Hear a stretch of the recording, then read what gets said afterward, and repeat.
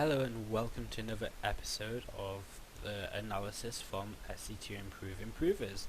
This is going to be the second analysis video that we do from SC2Improve Improvers number 1, which was our bronze, silver, gold tournament, where players were advised to send in their replays from the show, from the tournament even, and send them in and, get them analysed so that they can maybe work on whatever they want to work on and really come back and play a little bit better next time, and just generally improve, because that's what SC2Improve is, of course, all about. So let's get into this game. It's been submitted by Xareo, I do believe, the pink Zerg player, and he reckons this game is winnable. And I mean, this was a semi-final game, and he played two really close games against Woobly, this being the first of them, and the second one was really close as well, like really close. So it came down to like one fight where really he actually had the battle won and the game won, but just overextended a little bit. So we'll have a little bit of a look-see to see what he's up to. Now,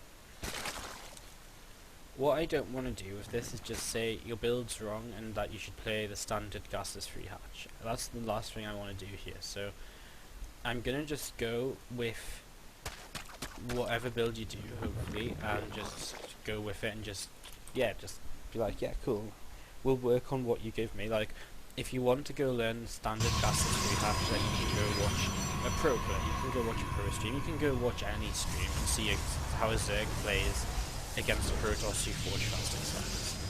So here you're going to take your gas, which is why I said this, because you're not going to go for the standard gasless free hatch, and we're not going to worry about that. Now, while this game starts up, I will just say the gasless free hatch is so popular because it allows you to get a better economy, or an equal economy still, to the Protoss who's expanded very quickly. So generally you'd want a very fast third hatch, and so that's why people generally fast free hatch. It helps you deal with two base all-ins because you have enough economy to hold them off. So yeah, in general, that's just why it's standard, and that's why you should maybe consider looking into it. But from what you got here, we're going for a very fast lair, and if you go for a very fast lair, you generally want to go for some very fast tech, because the whole point of, instead of going economy and going gas, is to tech. So if you're teching, then you should be aiming to like do some damage with your tech. Now, what I noticed in your play is that you go roaches from this, and what I really want you to think about while we play this is, again, how useful is this road drawing for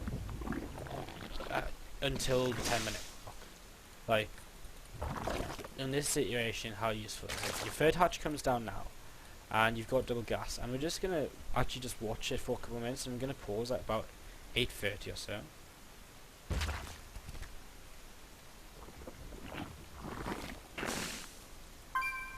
And I'm just gonna get to 8:30 and pause. So we're at 8:30 now. The spine crawler completely useless. I know some people do some crazy shit in bronze, silver, and gold, but even unless you're against a gateway expand, this is useless. No need. So what I want you to think about is, why couldn't you have taken this base before the gas? Now again, I just think about the order of things you're doing here, because if I could understand you going for a fast gas and lair if you throw down a spire very quickly, but the problem is there's no reason you couldn't take this earlier, put down your Rotron at the same time, and then go and get your gas and tech, because your 500 gas here, 435 gas, is essentially completely useless right now, and you didn't need that much, and so you could have just gone for the free hatch, gasless, then thrown down your Rotron, and then thrown down your Rotron, your Eva Chamber, and whatever else. There's just no need for you to go lair this early on. Sure, you get roach speed, but again, you can get lair up, start about 8 minutes or so, and have roach speed up for any kind of real attack you need roach speed to deal with. So I just want you to think about why you really need to get the gas beforehand, and if you really feel that unsafe, why not just maybe you can get maybe a gas, go up to 100 gas and pull out and get link speed, and then take your third just a little bit later. So just like food for thought as to what you're up to, because right now your build isn't making any sense because you're not teching, you're just making brooches which you don't need a lair for. So just gonna click play again and watch how it goes. So you're gonna start working down on your rocks to your third base, which is fine, and you know you've got a couple of lings on the map just spotting around. You've got nice map control, which is good, and you know you had your overlords in position to spot for these gases and whatever else. And the problem is you kind of lost this overlord over here. If you actually didn't have an overlord over here, you need an overlord over here to fly into the main as you fly in the natural, so you can spot what's up, because you want to know, hey, is he teching or what? So that's just a little thing to think about. But I mean, right now you're on free base, you're behind on workers, and that's the problem with the build you've done. You've got yourself behind on workers for no reason, so you just need to kind of really hit that D button a little bit harder, because quite simply you need more workers to be able to keep up with the Protoss or stay ahead. So yeah, and also like we've got people I'm streaming this right now, and I'm just gonna cut the VOD and upload it to YouTube, and people in the chat are saying if I was the TOS I'd be scared that there'd be like a bust or a Nidus or meters, which means like by taking this gas so early and not doing anything, it is just useless because there's no need for it. That's what just doesn't quite make sense. It's just, I think you're doing it because you feel you need to feel safe, but you actually really don't. As long as you take your gases 3 hatch, you take your gases at 6 minutes for your roach roll and evo chamber down 6:45, 7ish, and macro hatch at 9:10, you are going to be 9:10 to 9:30. You're going to be completely safe if you know what you're looking for, because that deals with everything. This roach speed that you've got now is not useful. You haven't used lair anything until now, the 11:30 mark, where you throw down your spire. So your lair has been useless really for like 5-6 minutes, basically. Roach Warren at 7, okay, but if you want to be mega safe, just 6:45. It makes 15 seconds of difference. It's bronze, silver, gold. 6:45, 7. So good. I mean, you throw down an infestation for 2, which is a little bit weird. I mean, what have you seen? Well, you saw the Brober Bay. No, you didn't. So you might have seen Colossi or something. You might have seen something that makes you think Colossi, in which case Spire's fine, and so is the Infestation Pit. And yeah, I mean, just take them gases a bit faster on your third, because you want to take, and you forgot your gas here, which is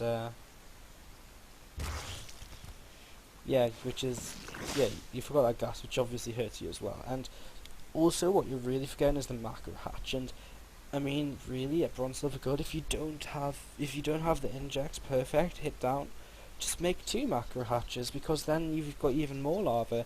You don't have to inject as much. You can spend your inject energy 2 at a time or whatever. Just spend an extra macro hatch, because these minerals in your bank aren't going to do anything. So having 300 less minerals because you built a second macro hatch, so that you can spend the other 2,100, is completely worthwhile. So a macro hatch, definitely. A second macro hatch if you really feel like you need it, and there's nothing wrong with that. And yeah, I mean, right now you're just teching to hive, which is fine. You're very, very weak though, and I mean, your opponent, you have no idea he's got a third base, and that's something as a Zerg player you want to continually look for. Just get lings, just keep running them at the third. Once you see he's got a third base, cool. Fourth base, instantly infestation pit and tech. Like, yeah, you just need to like tech so hard once you got the fourth base. Like, once you can see he's taking a third base, that's when you tech. Before that, if you're going for free base fastish, then you shouldn't really tech past roachling and upgrades, unless you feel you can squeeze investors out. So or unless he's going for 2 base Colossi, in which case get a Spire for Corruptors. So that's just a couple of things to think about. If you just click play again and watch how it goes out. So basically he's heading for like a really strong timing push. You've got 7 Corruptors on the way, and yeah, he's just on 2 base. He's on 3 bases. He's not that far ahead of the supply route. If you spend your money, you'd be at the right kind of amount of supply. Income, you're down on drones. You should be heading up to 75, 80, 85 drones easy. So again, just drone a little harder, and I feel like, again, if you'd just been a little greedy in general earlier on, you'd have had them drones, and then think about how much money you've got and how much you can really produce. And the thing about Zerg is you want to be able to have an army set, ready to go, and then be able to remax to really take down his army, especially when you're playing with roaches and lings still. The idea is you need to trade efficiently, and then your reinforcements need to be enough, or your second wave needs to be enough to finish him off. You want to do the most of the damage, as much damage as you can, and then regroup and go again. So he's going to move out, and you've got no idea about it because you don't have a ling positioned here. You've got the tower, so you see it kind of, but if you have a ling positioned here, you just see it so much sooner. So again, just another little thing to kind of watch for a little bit. And yeah, he's going to move out, and look at your supply, 130, and look at your money, 2,000. So you're kind of, sure, you've got broodlords on the way, which is actually a pretty nice timing for the broodlords. That's completely fine, but you need something to support them, and because you took your gas late on your third, you don't have infestors out. Because you took your because you took your gas late in general, you don't have infestors out. And I was just saying this in the last game, because you don't have the gas, you don't actually quite have anything to spend these minerals on, because look at how much lava you've got. You have 51 lava, so obviously injecting isn't your problem. And if you made this all into lings, that wouldn't be worthwhile either. So you just need that gas earlier. Again, it's just going to help you make infestors, make tech, and then you're going to be able to really take this on a little bit better. So I'm just going to click play one more time. He's moving up. You don't react at all. You don't even try to save the base. So when he kills your fourth base like this, you're in a little bit of trouble. You've got a base going up to the left, so it's not all bad, but it's not perfect. And you've got the broodlords, but again, look at this. You're making so many links. You don't even have link speed because you didn't invest in it early on.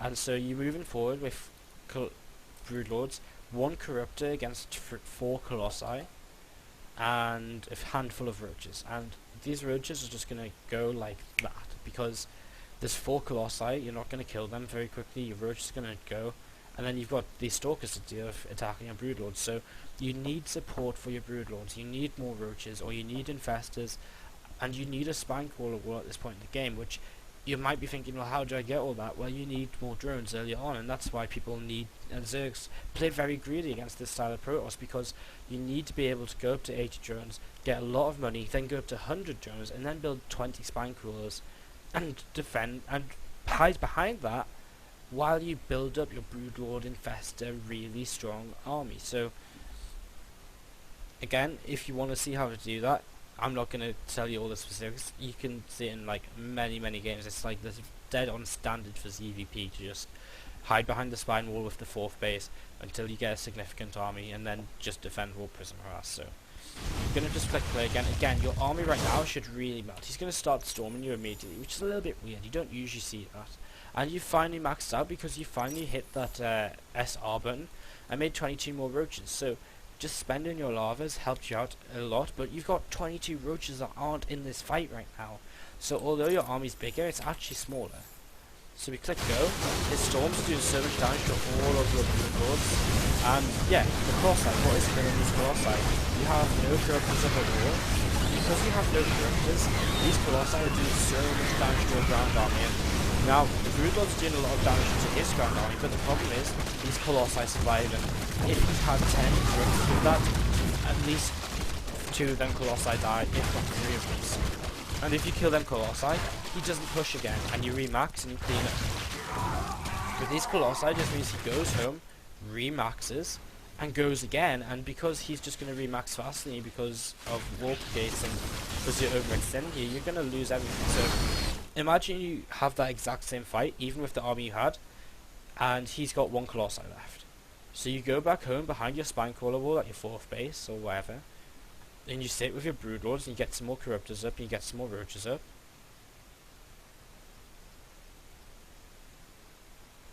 And then you, like, just kill him, because he can't push again. He's lost his tech.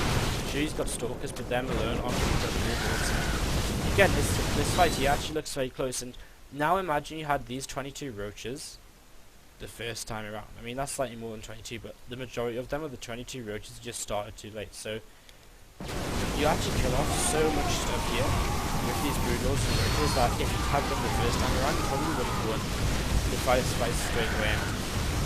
I mean, overall, just have infestors to protect your brood lords, and you have some roaches and some lings to protect the link as well, you're gonna be like completely fine. Like right now you actually win this fight the second time around, which is fine, but now you don't have enough resources to remax again because you didn't have enough drones again.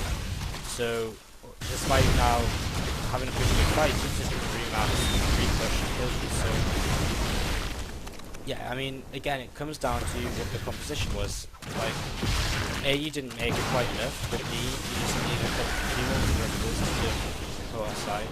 You needed a few infestors to hold the army back to buy some time, and you needed the spine cores as well, because on its own, the Zerg army, before he gets the brood lords up to kind of really big number, isn't really scary. So, just infestors and brood lords, a couple of corruptors. It all comes down to your gas on your third base didn't go down fast enough because you couldn't get enough out, and also just you had the lava, just you weren't using it. So when you see him moving out, just think, I need an army, use my lava, and yeah, just go. And I mean, at this point he is more or less game over. So I mean, it was really close at points. If you had a few more drones behind this, you probably could have built up another army, but as it is right now, you're just not going to have enough. So yeah, that's pretty much it. It's going to push you to the end of the game, so I hope it was useful.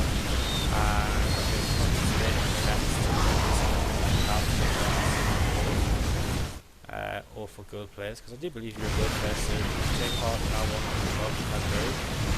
Gold for that time. Yeah, hopefully you can learn something from this. Again, just rework your build maybe a little bit, because you can definitely do a better build which gets you the same stuff. Make sure you drone enough. Make sure you're not too scared of his army, and make sure you just spend your make units, and get the composition you need.